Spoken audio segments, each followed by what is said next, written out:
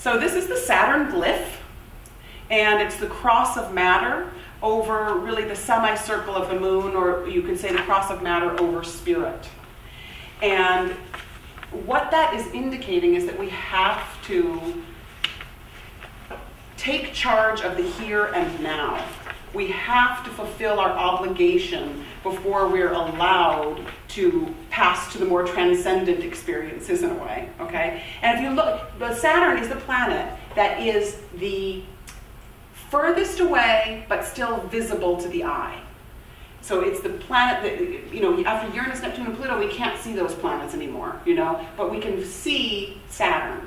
And Saturn has these rings, and the rings are these rings that say that they're these limiting rings. They hold in, and they say, we do not go past here. And Saturn is a planet of restriction and responsibility and discipline and opportunity and karma. It's the great planet of karma. When we came to Earth, however we came to Earth, we came with the idea that what we sow, we shall reap.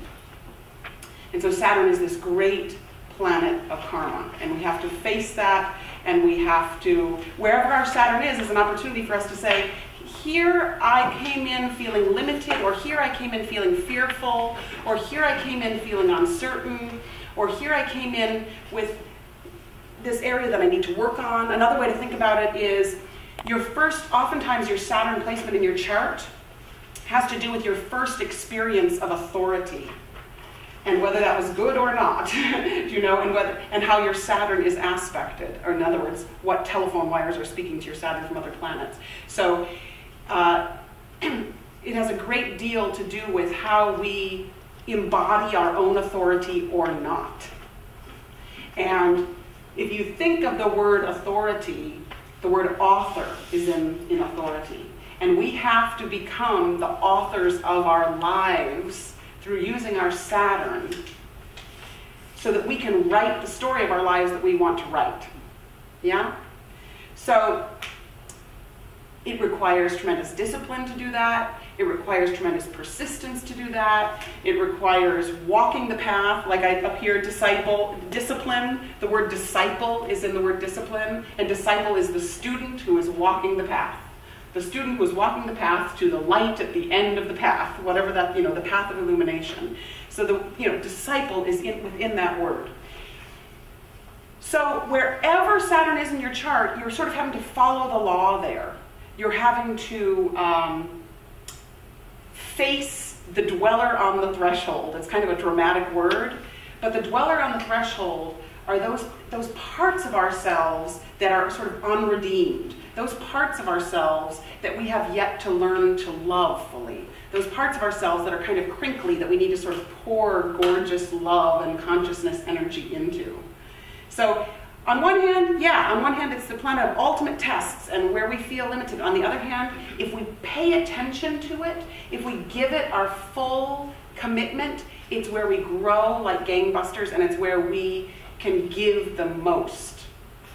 It's in a way the planet that's most connected in a way to our rising sign, because our rising sign says, what is your soul calling? You know, what are you meant to do here? And Saturn says, I will help you. I will be your right-hand man, right-hand woman. I will be there for you. So wherever it is in your chart, whether it's unaspected and sort of hanging out, then you might have a lifetime where you're not doing a whole lot of, you know, where you have a hard time engaging in hard, focused work, or whether it's sitting right next to your sun and you feel constantly like you need to be doing it more perfectly, or you need to be doing it more efficiently, or you really feel Saturn in your chart. And one thing that I love that Carolyn Casey describes, and those of you that have been here, you know that I love Carolyn Casey. She says, first of all, she says we have to assume directorial control of our lives by inhaling our authority back from the world. Because what she says we do, and this is brilliant, is that we're like casting directors. And we go through, and you know, Saturn is the part of us that is the casting director, and we inherit these conditioned responses. We inherit these cultural responses. And then we go around and we cast people in our lives accordingly. So, for example, she says, let's say you have an overbearing, tyrannical father, right? And a lot of us have father issues. then you will send out a casting call, and the casting call might sound something like this. Seeking energetically depressed, tyrannical men who will sabotage my creative drive and judge all my creative impulses to be unrealistic and impossible. Okay, so you send that out into the world. And then what eventually happens is you keep bringing that into your life. Saturn forces you to take responsibility for what you are creating. It does not allow you to blame. It does not allow you to blame. It says, you better breathe in your own authority. And so then eventually the woman or the man or whatever gets sick of saying that and says, I'm going to write that role out of my movie. I'm not going to have a casting call for that anymore. And instead might have something like, now I'm casting for self-sufficient, emotionally supportive, pragmatic dreamers who adore me. You know? Yeah, you get it? So it's like only when you become sort of exasperated enough to realize that we are creating our own kind of servitude, or we are giving away our authority, do we really start to work with Saturn.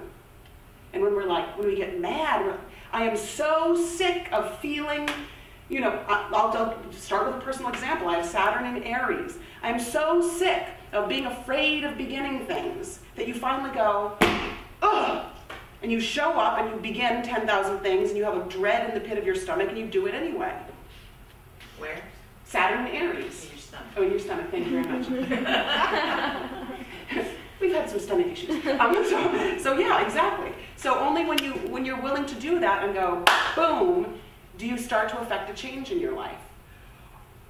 Or, you know, another personal example, Saturn in my chart sits right next to my sun. So I could feel like, oh, the father figure, or oh, the authority figure that I can't possibly live up to, or oh, the authority figure that I must be much smaller than in some way. Or I can go, okay, authority figure, ooh, here I am. Do you know what I mean? Can you feel that? Where you just have to say enough. If Saturn is sitting on your moon, or, you know, you have to sort of wrench yourself up. There's the thought that, like, if you're feeling tied down or constricted, tie yourself up and then actually get out of it. If you're feeling weighted down by, you know, like life is so hard, lift weights, right? Because you're actually taking action to make a difference in your life. So, you know, when people come to me for readings, they'll, you know, oh, what's Saturn? Tell me, when does that go away? And I'm sure that I feed into that. I'm like, oh, Saturn. but the fact is, we don't want it to go away because it's exactly it's right at the cutting edge of our learning curve. So whatever house it's entering, if it's entering your second house, you better believe you're going to be learning about how to handle money, and you better believe you're going to make decisions about what you really value. If it's entering your fifth house, you better believe that you're going to start really focusing on your creativity. That's the opportunity. Either that or you're going to be totally depressed and self-pitying and say, nothing ever good happens to me, I'm not very creative, and everything's miserable, right? If it's going into your 10th house, yeah, you might have tests and trials at work. Boy, I really feel my Saturn going on. You might have tests and trials at work, but you also might breathe in your own authority at work, right? So it's like, buck up, take responsibility, you know, do what you're meant to do. And so fulfill the law in, opportunity to do your duty in, make realistic decisions. Saturn rules time, structures, firm foundations. At your first Saturn return, you look at your life and you say, have I built a structure that I can stand on? And if not, it crumbles. And if so, you stand up on that structure, you know? It's the greatest opportunity, the placement of Saturn in your chart. And when you start your life, it's where you're most afraid. It's where you're most afraid, where you're most terrified, where you feel least efficient, where you feel least capable. And again, I always talk in terms of the spiral, so I'm always going to have a pit, you know, in my belly, I'm going to always have a fear of beginnings. But I'm also working at another level where I'm saying, but okay, I'm sick of that, and I'm starting, and I'm engaging. So, you know, your Saturn in Taurus, you're always going to have a fear of security. And do I have enough? And do I have enough around me that makes me feel safe? And is it all in place? But I also might be like a ferocious student of light and illumination, and they can coexist. What Saturn says is that the cure for loneliness is solitude. Okay? It says, spend time by yourself so that you can really feel connected to the source, so you can really feel connected to one another. Saturn can feel lonely. If Saturn's in your 7th house, or if Saturn's in your 11th house, you can feel lonely. You can feel like people don't understand me. My partner doesn't understand me. My friends don't understand me. You know? You can feel isolated. Or you can say, wow, this is a time for me to have this solitude and this quiet introspection, so that then I can decide who I'll spend time with, so that I can decide what communities I want to be a part of. So Saturn rules Capricorn.